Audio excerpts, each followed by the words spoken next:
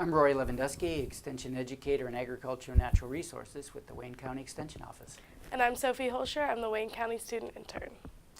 Well, the weather is certainly changing. We're moving from our winter weather into spring weather, and our Wayne County Extension programs are also shifting from some of our winter indoor educational types of meetings to outdoor programs and information that's suitable for producers as they get ready for the upcoming production season. On this update, we will briefly talk about evaluating winter wheat stands and also preventing grass tetany on spring pastures for cow and calf producers. Let's begin with the winter wheat stand evaluation. How can someone make a decision about whether or not they want to keep a stand? Yeah, and this is an important topic this year because of the type of winter we've had. So we've had saturated soils through most of the winter period here. We've had some periods of very cold temperatures and some of those times where we didn't have snow cover. So there certainly is the risk that we could get winter kill. So we want to evaluate those wheat stands, see if they're worth keeping. So those fields need to be evaluated after green up. So don't get out there too early. We need to make sure the fields have greened up. So wait for those warmer temperatures that are hopefully coming here. Give it about 10 to 14 days so we get good green up, and then get out into the field and evaluate that field. And again, the key here is getting out into the field and not just making an observation from the roadway or field edge.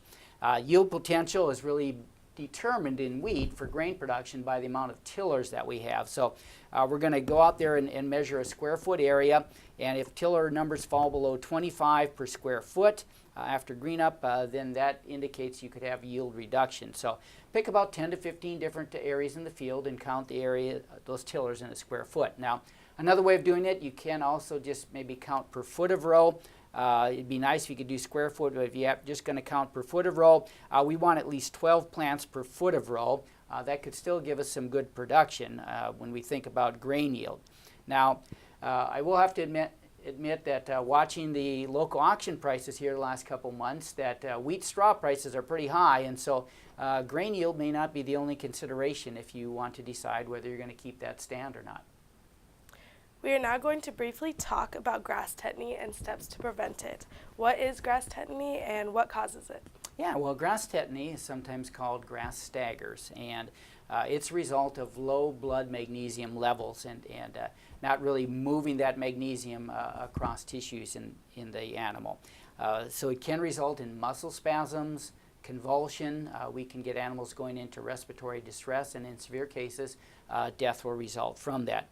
So now these deficiencies in blood magnesium levels really occur most often here early in the spring as grass begins to grow up, and it's most prevalent or most likely to occur in beef cattle that are nursing young calves. So they've got some other stresses on their system there and don't have enough magnesium in their bloodstream.